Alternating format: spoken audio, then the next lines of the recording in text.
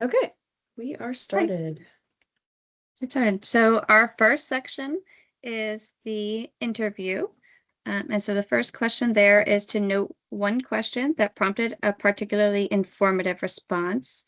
And for that, I think the um, the response about what a typical meal looks like was a very informative response because it gives us a good idea of, is there a pattern of tastes or textures, temperatures that this patient is maybe eating, or maybe there's a distinct lack of something. Like they say, oh, I'm just eating eggs and oatmeal. And you go, okay, there's no solid foods here. What's going on? So I felt like that's a good window into like what a person is eating. For sure. I think to kind of play off of that, another question that stuck out to me was asking just in general if the patient has difficulty eating, drinking, or taking pills. Just because, again, those are very functional things that you're doing each day, and it kind of gives you an idea of, hey, is there anything abnormal or kind of sticking out that would prompt, let's do something more. Let's go do an oral mech, let's go do cranial nerve, or even a swallow study. So I thought that was very important and also gives you kind of a picture of maybe something used to be easier, maybe it's not so much now.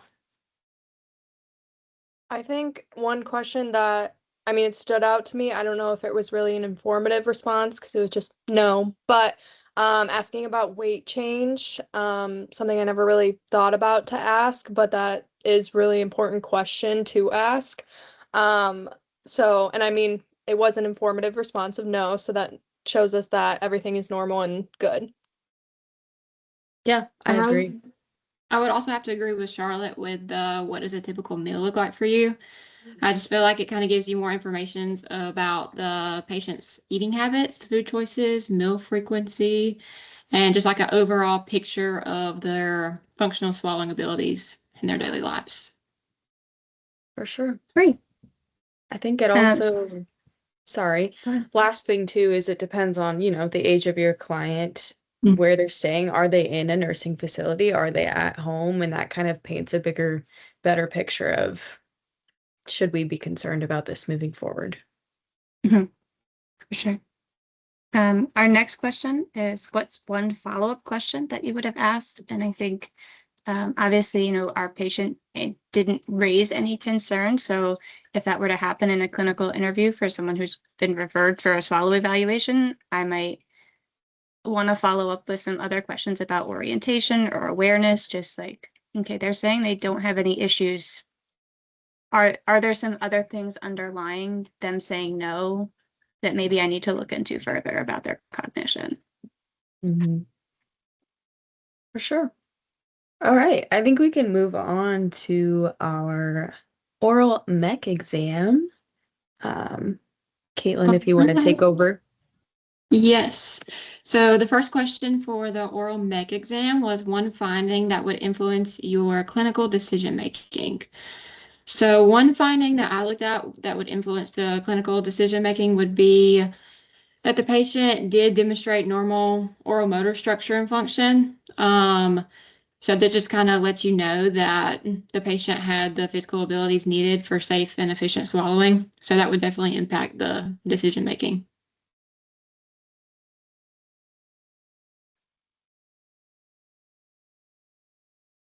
I also think it's one thing that you're looking at in the oral mech, like their oral health and how clean are their teeth. Like, do you notice anything that maybe is an indication that their oral health or their oral hygiene isn't so great, since that's such a indicator of aspiration risk?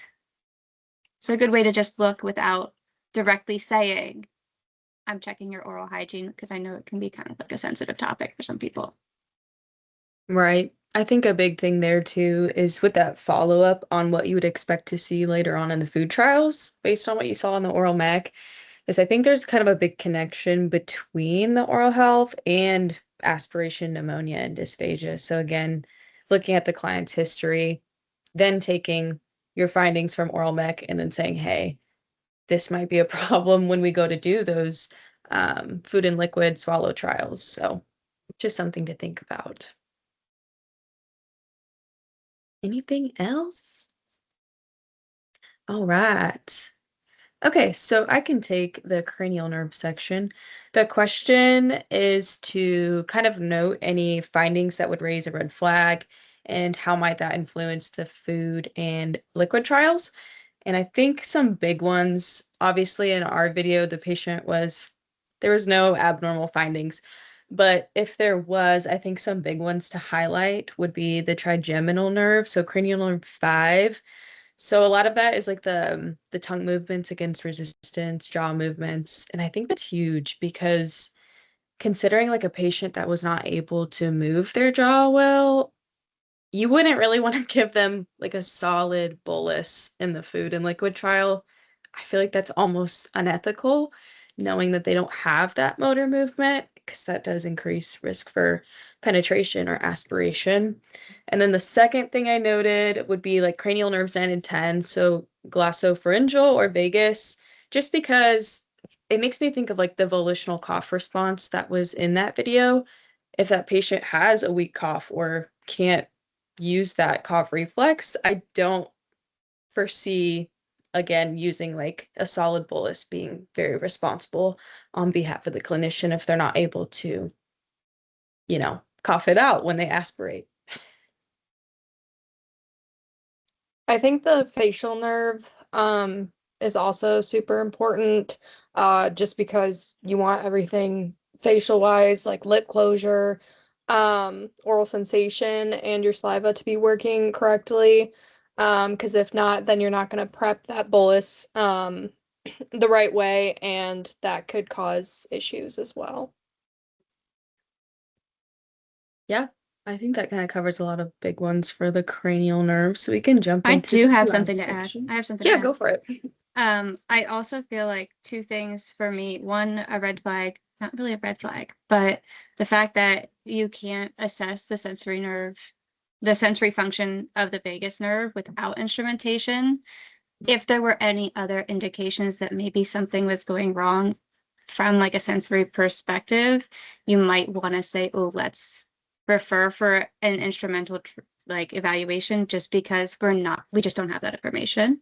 And then on that same note, and how this affects food trials, but also just in general, a red flag would be the sensory portion of the facial nerve. The person's not tasting anything, because if they can't taste anything, they may just be less receptive to food in general, or maybe it does inform some of those food choices that they talked about in the interview, where maybe they're picking foods that feel okay for them to eat even if they can't taste it. I don't know, like if you've ever like had a cold, or like I have friends who like have long COVID and their sense of taste and their sense of smell is gone, and they just don't eat certain things anymore because they said like with the texture plus the absence of the taste, they're not gonna do it. Yeah, I think those Right. are two Just wanted to really add that in huge there. points. No, I'm glad you did. Okay, anything else for the cranial nerves? Okay, I think we can go into our last section, which is the food and liquid trials. All right, so the first question for that one is one observation from the trials that connects to a finding from the oral mech or cranial nerve exam.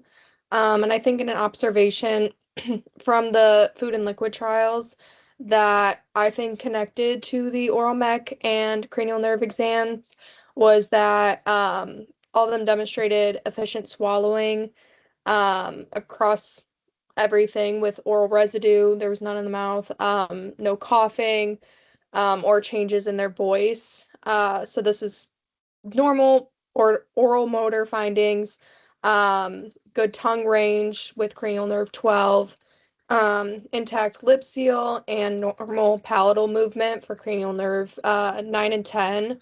So yeah, anything to add? I think you covered most of it. Yeah.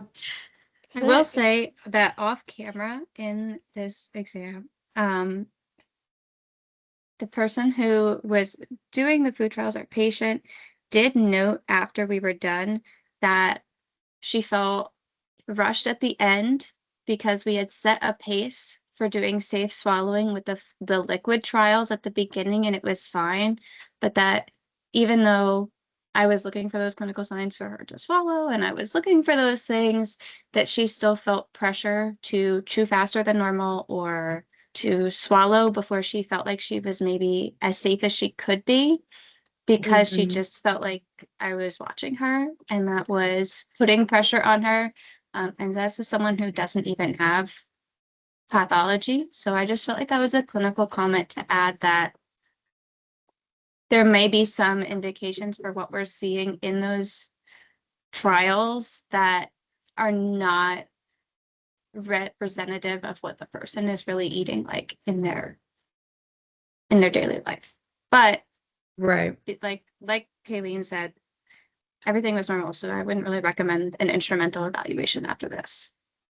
I agree. Yeah. I think it's a good point to mention anyways, because yes, we want what's most functional and like a similar context to day-to-day swallowing, but there's not much you can do when you need to sit there in front of them and evaluate. So, yeah, good point.